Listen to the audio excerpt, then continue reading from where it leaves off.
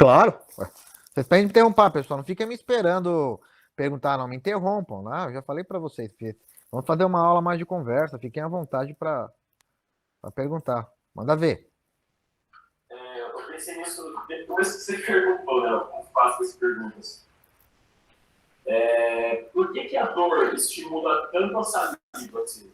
Por que o quê? A dor estimula a saliva. Na verdade, toda vez que a gente sente muita dor, e eu vou falar disso, na verdade não é só a dor, mas a dor potencializa isso. Quando nós temos, por exemplo, uma atividade associado a essas situações de fuga e luta e dor, nós temos uma grande atividade simpática, né? Ou seja, uma grande descarga simpática. A descarga simpática é associada à diminuição da produção de saliva. Por exemplo, quando a gente está falando muito, quando a gente está nervoso, percebam que a produção de saliva ela cai muito. Isso ocorre porque há uma grande atividade simpática. Tá? Então, quando eu tenho dor, normalmente eu estou ativando o eixo, aumentando o tônus simpático. Isso levaria a uma diminuição da produção de saliva, a não ser que essa dor esteja associada a algum outro tipo de estímulo específico. É qualquer tipo de dor que você está falando ou uma dor em particular? A dor na boca. A dor na boca.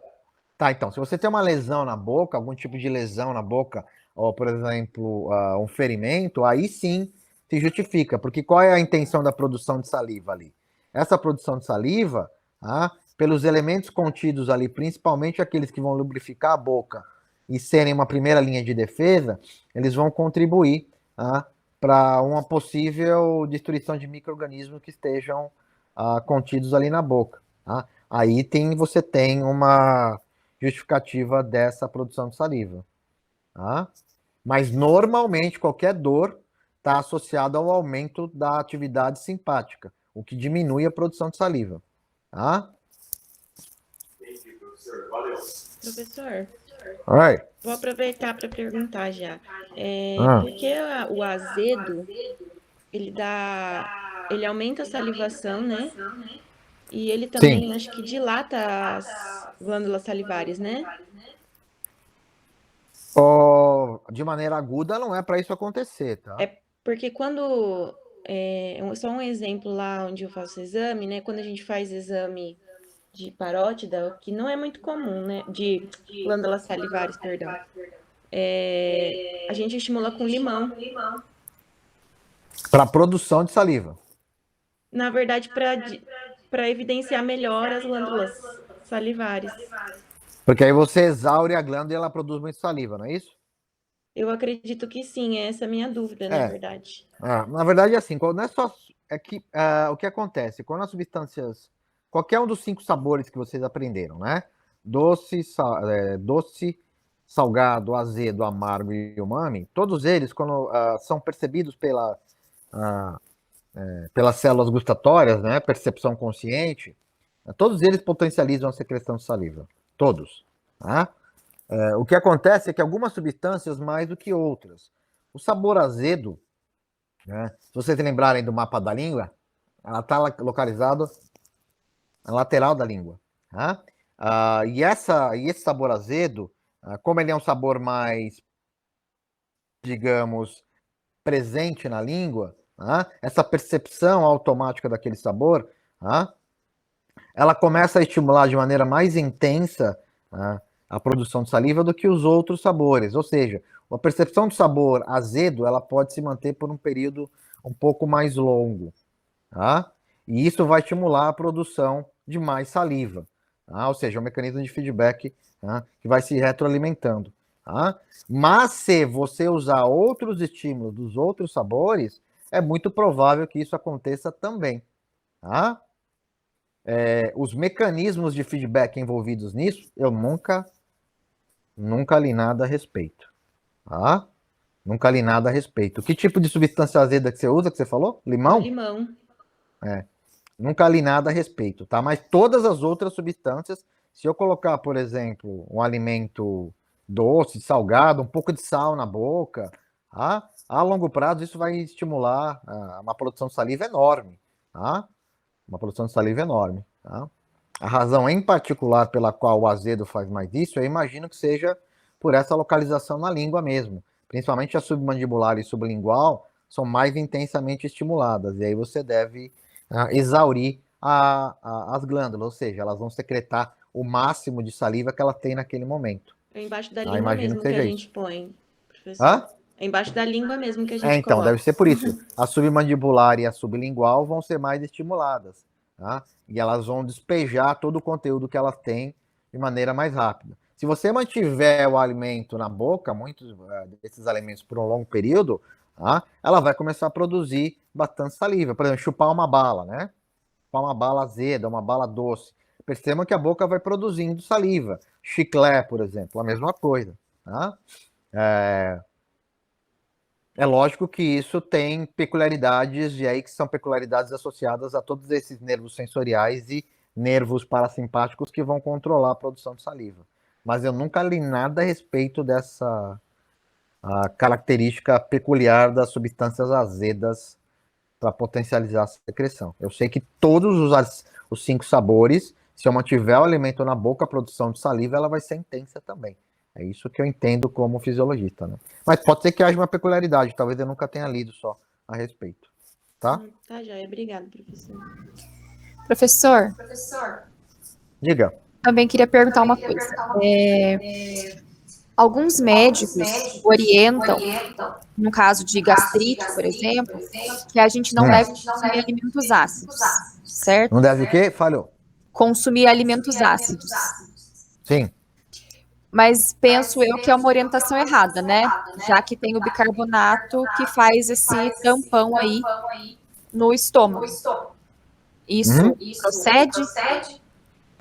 Não deve comer alimento ácido. Em que situação que ele diz isso? Quando você tem uma gastrite? Quando você tem uma úlcera? Isso é uma recomendação clássica, viu? É a Ana que tá falando? Isso, aham. Ana, essa é uma recomendação clássica. Não só comer alimento ácido, mas tomar inibidores da produção, que a gente vai falar agora aqui, das bombas de próton. Tá? Então, desde omeprazol até fármacos que inibem a atividade da bomba. Tá? De fato, isso, dependendo do tipo de alimento que você ingere, uma das premissas e uma das coisas que se faz, né, é que quando você tem, por exemplo, um alimento ácido, quando ele toca o estômago, ele vai potencializar a secreção de bicarbonato pelas células da mucosa. Essa é o racional fisiológico, não patofisiológico, né? Quando você toma, por exemplo, um suco de limão muito azedo, quando ele toca o estômago, você vai perceber uma atividade das células da mucosa altíssima para produzir bicarbonato. Mas mesmo que você não tenha um aumento da produção, toda a parede do estômago ela já está protegida por essa substância, por esse muco rico em bicarbonato. Mesmo que isso não aconteça.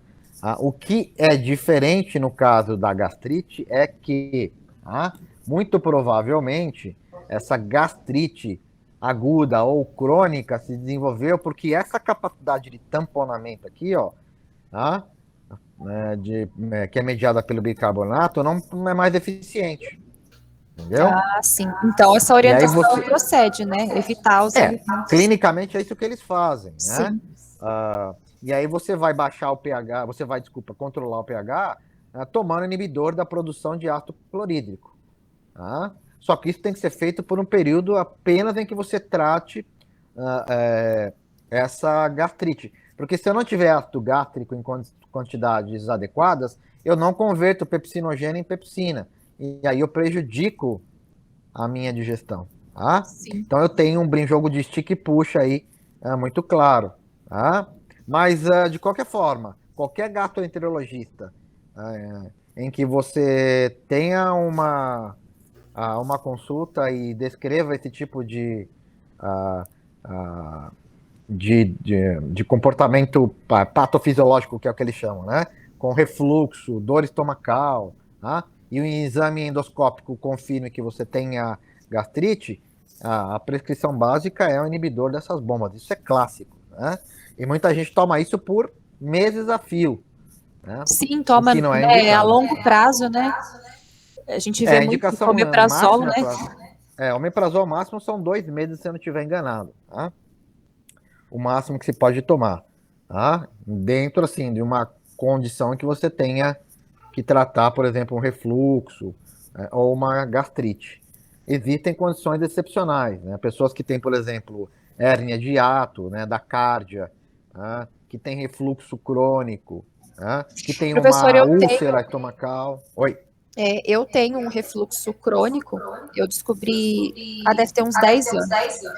Eu não tenho sintoma nenhum de refluxo, assim, não tenho queimação, nada. Mas eu descobri por conta da minha amígdala, que eu fiz amidalectomia, e eu tenho uma hipotonia do esfíncter.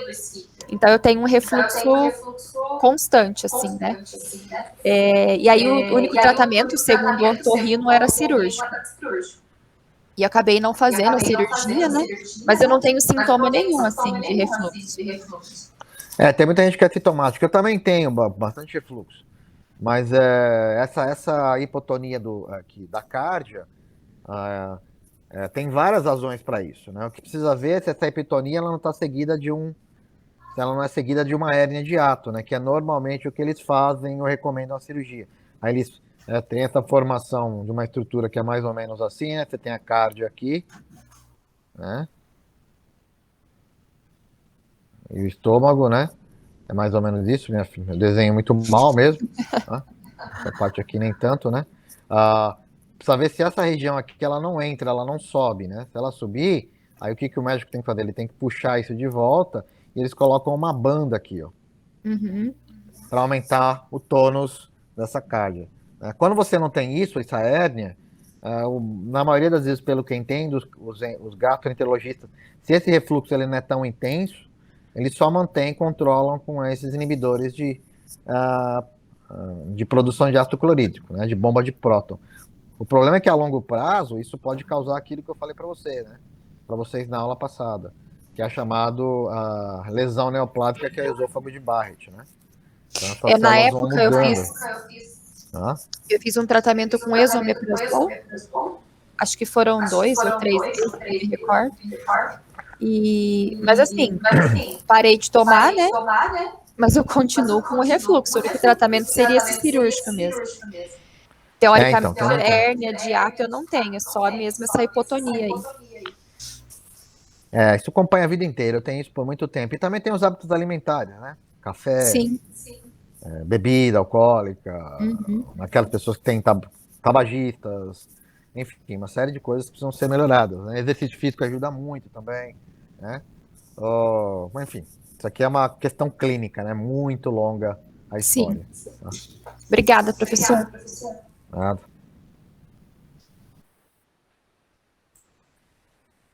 Vou apagar aqui. Bom. Opa.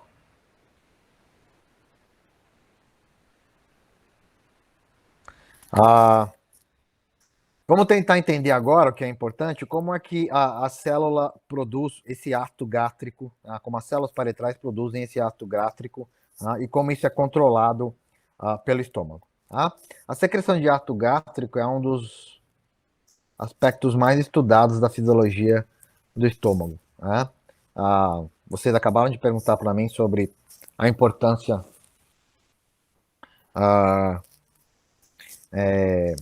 do pH, né, ou do controle da produção de ácido clorídrico no estômago, o uso de substâncias tamponantes, e ela tem muito a ver com a função dessas células paretais. Então, as células paretais, elas produzem e secretam grandes quantidades de ácido clorídrico. A pergunta é, como é que a célula consegue produzir e secretar um ácido no estômago com grande potencial lesivo da parede do próprio estômago? Essa é a grande... sempre foi uma grande pergunta na fisiologia. Como é que o estômago consegue produzir isso? E essas células paretais, ela tem essa orientação em que, basicamente nessa figura eu tenho aqui à esquerda a membrana apical dessa célula, que está voltada para a luz do estômago, e eu tenho a membrana basal aqui, que está voltada para o líquido extracelular e toda a circulação sanguínea que chega nessa parede do estômago. Então, como é que a célula consegue produzir e secretar ácido clorídrico? Tá? Muito bem. Tá? Então, as células parietais, elas são extremamente hábeis, tá? Primeiro, tá? Em converter água contida no interior, no seu citossol, tá? Em hidrogênio, em uma outra substância também, uma hidroxila, um OH. Tá? Então, as células parietais são muito hábeis inicialmente para a produção de ácido grato em converter água em hidrogênio e em uma outra molécula, uma hidroxila. Tá? Isso é muito importante, isso é uma das primeiras etapas para esse processo. Quando essa célula produz essas duas substâncias pela clivagem da água, pela conversão da água em hidrogênio e nessa hidroxila, a célula vai utilizar essa substância de que maneira? A primeira coisa que ela vai fazer é pegar essa hidroxila que foi gerada aqui, ó, e associar ela a um dióxido de carbono. Um dióxido de carbono que é captado pela membrana basal aqui, ó, e incorporado na célula. Tá? Essa hidroxila ela não pode ficar dando mole no citossol da célula. Ela é rapidamente utilizada e associada ao dióxido de carbono pela atividade dessa enzima aqui, ó, a CA, que é chamada de anidrase carbônica, tá? Anidrase carbônica, tá? E ela vai catalisar essa reação, pegando essa hidroxila, associando ela ao CO2 para formar bicarbonato. Esse bicarbonato que é formado aqui, ele não vai ser secretado na luz do estômago. Ele vai ser secretado pela membrana basal com um trocador aqui, como uma bomba trocadora de ânions. A célula vai expulsar esse bicarbonato e ela vai trazer para o seu interior aqui, ó, cloreto. Tá? Então, na produção de secreção de ácido gástrico, uma primeira etapa importante é esta. A célula parietal vai usar água para formar próton hidrogênio e uma hidroxila, que pela ação da anidrase carbônica é associada ao dióxido de carbono para formar bicarbonato. Esse bicarbonato é expulso pela membrana basal através de uma bomba trocadora de ânion, trazendo para o interior da célula cloreto. Tá? O que a célula vai fazer agora, então, com esse próton hidrogênio e com esse cloreto que está aqui dentro? Com o cloreto, esse cloreto vai entrar na célula e vai sair na membrana contralateral, ou seja, a membrana apical que está em contato com a luz do estômago, através de um canal específico para cloreto. Ele é expulso da célula por esse canal de cloreto. Enquanto o próton hidrogênio ele vai ser liberado aqui embaixo, ó, por uma bomba trocadora, por uma ATPase, ou seja, gasto de energia, gasto de ATP, onde a célula expulsa esse próton hidrogênio e traz para o seu interior, olha quem está aqui, ó, o potássio. Troca o hidrogênio por potássio. E esse potássio entra na célula. Tá? Só que esse potássio não pode ficar aqui no interior da célula, porque ele tem carga positiva. Eu posso aumentar o potencial de membrana dessa célula. Tá? E aí esse potássio pode sair por dois caminhos. Ele pode voltar para a luz do estômago, tá? Ou ele pode ser trocado aqui, ó, com uma outra bomba, tá, de potássio e sódio. Tá? Uma bomba de sódio e potássio. Tá? Em pequenas quantidades, em exceções, se a célula parietal produzir muito hidrogênio, ele pode ser liberado por esse mecanismo que eu acabei de dizer, tá?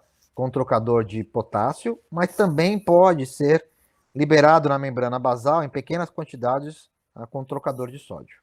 Tá? Mas o mais importante é esse mecanismo em que eu tenho o hidrogênio sendo liberado por uma bomba de potássio e hidrogênio para a luz do estômago. Muito bem, então eu tenho agora não só o hidrogênio sendo liberado, mas o cloreto. Quando isso ocorre, quando eu tenho o canal de cloreto bombeando, permitindo, não é bombeando, mas permitindo a passagem de cloreto para a luz do estômago, e uma bomba de sódio, uma bomba de potássio e hidrogênio bombeando hidrogênio para a luz do estômago, essas duas substâncias elas acabam se associando e formando o ácido clorídrico. Tá? Então, de novo, as células parietais são capazes de, primeiro, utilizando hidrogênio, que é formado a partir da água, e o cloreto, que é captado na membrana basal em troca ao bicarbonato que tem origem nesse hidrogênio formado, liberar essas duas substâncias, o cloreto por seu canal por uma difusão simples, a favor do gradiente de concentração, e o hidrogênio que é bombeado com uma bomba de potássio para fora da luz do estômago. Essas duas substâncias, quando são secretadas, elas apresentam grande afinidade uma pela outra e se associam, formando o ácido clorídrico. Por razões óbvias, a célula não pode secretar, produzir e armazenar ácido clorídrico no seu citossol. Se ela fizesse isso, o pH da célula parietal despencaria, e ela perderia toda a sua capacidade funcional, todo o maquinário enzimático da célula estaria prejudicado, e a célula não conseguiria, obviamente, sobreviver. Perguntas? Não, prof. Beleza. Bom, é importante salientar que essas células succínticas, embora aqui pareça que essa membrana apical ela seja muito menos rugosa do que ela é, na verdade ela tem esse aspecto aqui no estômago, tá? Ela forma esses canalículos aqui, ó, profundos, em que o ácido clorídrico ele é secretado nesses canalículos, e ele vai sendo encaminhado para essa porção mais distal da célula em direção à luz do estômago. Ela não é exatamente uma célula com uma membrana apical que já está em contato direto com a luz do estômago. Ela forma canalículos, e esse ácido clorídrico vai sendo empurrado, secretado lentamente para a luz do estômago através desses canalículos. Isso é muito importante, porque essa visão aqui ela não é tão real quanto essa. Tem canalículos bem profundos em que o ácido clorídrico vai levando essas substâncias para fora para a luz do estômago. Sempre lembrando que a primeira aula lá de fisiologia que vocês viram o conceito de meio interno e meio externo, que o estômago, a luz do estômago é considerado meio externo. Bom, quando as células oxínticas elas vão secretando ácido clorídrico, esse ácido clorídrico ele vai saindo da célula e ele vai passando essa camada representada aqui em rosa, ó, que significa o muco que é produzido pelas células estomacais, pelas células que formam essa barreira, essa primeira barreira da mucosa do colo. Então, as células da mucosa do colo, elas vão produzindo muco e elas vão depositando esse muco muito próximo à membrana plasmática das células que formam toda a mucosa do estômago. E o ácido clorídrico ele vai inicialmente passando por essa substância, por esse muco, e ele vai se alojando, ele vai se diluindo na luz do estômago. A luz está aqui, ó. De modo que eu tenho grande secreção de muco aqui, ó, formando uma barreira. E o ácido clorídrico ele vai se diluindo para fora dessa barreira da mucosa, se acumulando na luz do estômago. Isso é muito importante, porque quando alguém diz para você, olha, o seu pH do estômago é ácido, você fala, é em parte.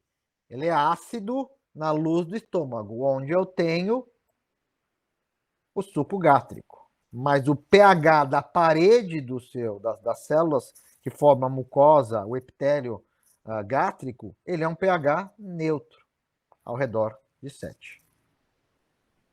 Então é muito importante essa distinção. É muito comum você ouvir, mas o pH do seu estômago, ele é um pH ácido. Não, ele é um pH ácido em termos. O pH é ácido no suco gástrico, na luz do estômago. Mas na parede do epitélio. Não, esse pH tem que ser neutro. Por que ele tem que ser neutro ali? Para não machucar as células. Exato, pelo que a Ana estava dizendo, porque o que acontece? Se você vai ingerir alimentos de caráter extremamente ácidos, alimentos que removam cada vez mais dessa parede, dessa mucosa aqui, ó, esse muco, né? É lógico que esse pH, que não é neutro, ao redor de 2, na verdade é 2, 3, 3,5, né? Ele começa a se aproximar cada vez mais, tá, do epitélio gástrico. E é óbvio que eu vou começar a lesionar esse epitélio gástrico. Tá? Então é muito importante essa distinção. Muita gente acha que o pH inteiro do estômago é ato, que a parede do estômago, que o epitélio estomacal, ele está protegido, porque a membrana plasmática é capaz de suportar isso. Não, ela só suporta porque eu tenho muito muco protegendo ela. Tá? E mais para a luz é que o pH vai ficando ácido. É lógico, à medida que eu vou produzindo mais suco gástrico e secretando mais esse suco gástrico, a produção de muco tem que acompanhar essas mudanças. Tá? Então é muito importante esse detalhe. É tão importante porque isso pode levar a longo prazo, ó, como eu disse, a instalação de uma lesão na parede. A primeira dessas lesões é a gastrite, que é facilmente denotável, né, pela presença de pequenos sangramentos microscópicos. Essa aqui é até uma gastrite bem intensa, mas às vezes pequenos pontos vermelhos sugestivos de sangramento ou uma inflamação da mucosa. Tá? Se isso persistir por longo período, eu começo a ver, ó, que a ruptura, tá, da parede, né, do epitélio gástrico, né, que isso é possível ver com um exame, obviamente, patológico, histológico, né, onde eu vejo rupturas mais profundas dessa parede. Tá? Mas isso é um grau avançado de agressão da parede gástrica que pode levar a uma gastrite inicialmente. E a longo prazo a uma lesão mais séria, que é a úlcera, onde eu tenho posso até perfurar a parede em casos muito graves do estômago. Para tratar isso, é o que a gente estava conversando, que a Ana chamou a atenção. Tá? Nós tomamos inibidores dessa bomba aqui, ó. Inibidores da produção e da secreção de próton. Na verdade, é um inibidor, o meprazol é o mais famoso hoje em dia, ele inibe a síntese, ele inibe a transcrição e a tradução dessa bomba aqui, ó. Tá? Então, a proteína, tá? A bomba, a transcrição e a tradução dessa proteína, ela é inibida. Ou seja, a célula tem menos bombas de próton, tá, e potássio sendo inseridas na membrana plasmática da célula. Com isso, a célula vai secretar menos ácido clorídrico. Tá? Por isso que às vezes depende de um tempo ali para que esse mecanismo ele tenha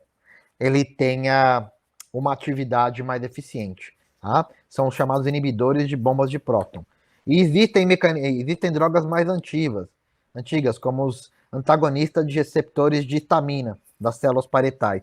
Então, como a histamina, né, ela estimula basicamente a produção de ácido gástrico, existem medicamentos que inibem a produção de histamina pelas células enterocromafins. Tá? E aí, com isso, tendo menos histamina, eu tenho menos produção de ácido clorídrico. Tá? Um outro problema sério para isso é essa bactéria aqui, ó, o Helicobacter pylori. Tá? Ela está muito associada inicialmente à gastrite e a longo prazo a úlcera estomacal. A Helicobacter ele é presente em alimentos mal cozidos. Tá? Então é muito importante cozir bem o alimento para que ele tenha menos quantidade dessa bactéria. Tá? Pessoal, vocês querem um intervalo? O que manda, professor? Estão bem aí?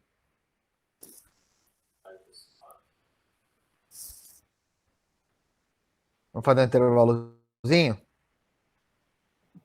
Pode ser, professor.